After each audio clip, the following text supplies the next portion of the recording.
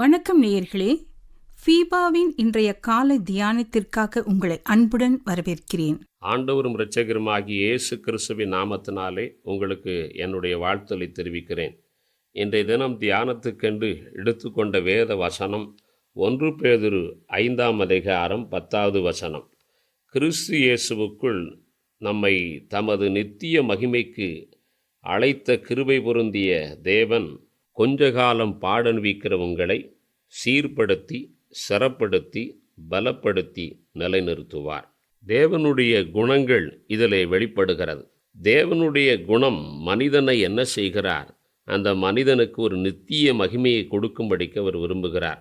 அந்த நித்திய மகிமையை கொடுக்க அவரே தம்முடைய கிருபை பொருந்திய தேவனாக இந்த பூமியிலே வெளிப்பட்டார். இந்த கிருபை பொருந்திய தேவன் என்ன செய்கிறார்? பாடனுவிக்கிற அவனை சீர்படுத்துகிறார், சிறப்படுத்துகிறார், பலப்படுத்துகிறார், நிலைநிறுத்துகிறார். இந்த உலகம் எப்படிப்பட்ட உலகம்? பாடு நிறைந்த உலகத்திலே நாம் வாழுகிறோம்.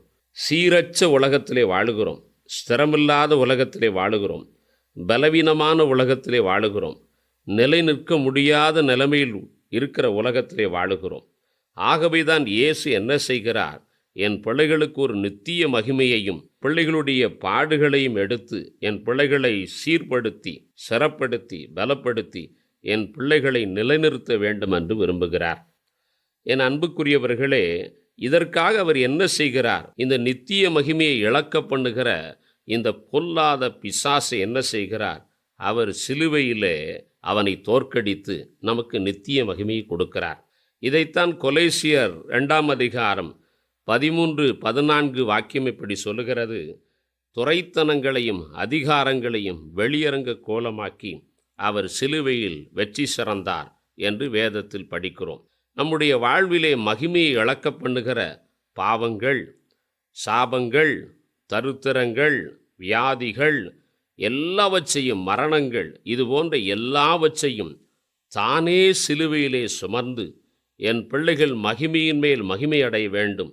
இந்த பூமியிலும் சரி, மறுபூமியிலும் அந்த நித்திய மகிமைக்கு சொந்தக்காரராக மாற வேண்டும் என்று சொல்லி குமாரனாலே நாம் பிழைக்கும்படிக்கு அவரை உலகத்தில் அனுப்பி இவ்வளவாய் அன்பு கூர்ந்தார்.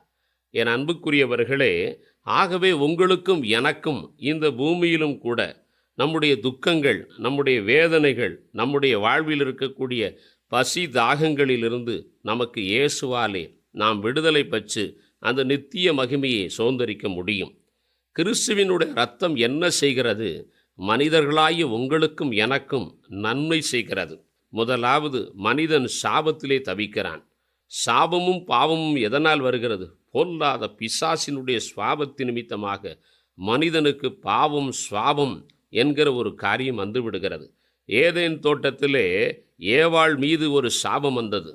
ஆதாம் மீது ஒரு சாபம் வந்தது. காரணம் என்ன? பொல்லாத பிசாசுக்கு கீழ்ப்படிந்தபடினால் ஆதாம் மீதும் ஏவாள் மீதும் அந்த சாபம் தலைமுறைகளை தொட்டது. இந்த சாபம் என்பது மனிதன் மேல் இருக்கக்கூடிய மகிமையை இழக்க பண்ணுகிறது. மனிதனுக்கு துக்கத்தை, மனிதனுக்கு வருத்தத்தை கொண்டு வந்து கொடுக்கிறது. ஆகவே இந்த மனிதனுக்குள் இருக்கிற பாவ சாபத்தை எடுக்க பிந்தின ஆதாமாகிய இயேசு இந்த பூமிக்கு இறங்கி வந்தார். முந்தின ஆதாம் இழந்து போன அந்த ஆசீர்வாதங்கள், அந்த மகிமையை அவர் திரும்ப கொடுக்கும்படிக்கு, அந்த மகிமையை அவன் பெற்று அணிவிக்கும்படிக்கு, மகிமையிழந்த மனிதனுக்கு அந்த மகிமையை கொடுக்க அவர் பாடுபட்டார். அவர் சாபமானார்.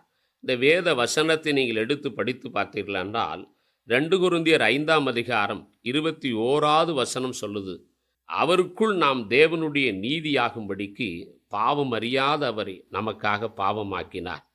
கலாத்தியர் 3:13-14 இப்படி சொல்லுகிறது, மரத்தில் தூக்கப்பட்ட எவனும் சபிக்கப்பட்டவன், கிறிஸ்து சாபமாகி நியாயப்பிரமாணத்துக்கு நீங்களாக நம்மை மீட்டு கொண்டு ஆபிரகாமுக்கு உண்டான ஆசீர்வாதத்தை புறஜாதியராக நாம் பெரும்படிக்கப்படியானார். இயேசுவாலே நாம் நீதியாக மாறுகிறோம். இயேசுவாலே ஆசீர்வாதத்தை பெற்றுக்கொள்கிறோம். சாபமான பூமியிலே இயேசுவாலே சாபம் நீங்கி நாம் ஆசீர்வதிக்கப்படுகிறோம்.